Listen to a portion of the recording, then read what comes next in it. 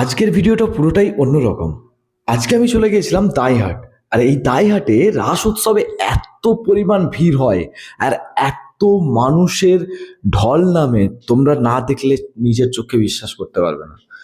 আমি নিজের চোখে এবছর রাস উৎসবে দাইহাটে গিয়ে দেখলাম যে এতটা পরিমাণ মানুষ আনন্দ করতে পারে এবং এতটা পরিমাণ ভিড় এই রাস উৎসবে হয়, যেটা বর্ধমানের বুকে হয় না, কিন্তু বর্ধমানের দুর্গাপুজোয় ভিড় হয়। তো আমাদের দুর্গাপুজোর মতোই রাস উৎসবে দাইহাটে প্রচন্ড পরিমাণে ভিড় হয়, পা ফেলার পর্যন্ত জায়গা থাকে না।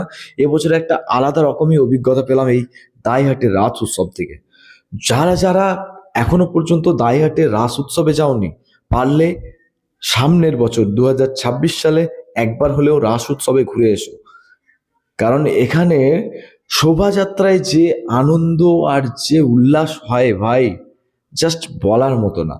যারা যাবে একবার, তারা কিন্তু তাদের মন অবশ্যই ভরে যাবে। আমার মনে হয় যে আমার চোখে দেখা দাইহাটের এই রাস উৎসব জাস্ট অসাধারণ, অসাধারণ। আর এত ভিড় আমার মানে লাইফে রাস উৎসবে এই ফার্স্ট টাইম দেখা। তো যারা যারা এখনো যাওনি, অবশ্যই রাস উৎসবে পারলে একবার দাইহাটে ঘুরে এসো এবং আনন্দ নিয়ে এসো, মজা নিয়ে এসো। অবশ্যই তোমরা এখান থেকে অনেকটা পরিমাণ মজা নিয়ে বাড়ি ফিরতে পারবে। অবশ্য আমিও সেই জায়গা থেকে অনেকটা মজা পেয়েছি, আনন্দ পেয়েছি, এনজয় করেছি। তোমরাও পারলে একবার ঘুরে এসো।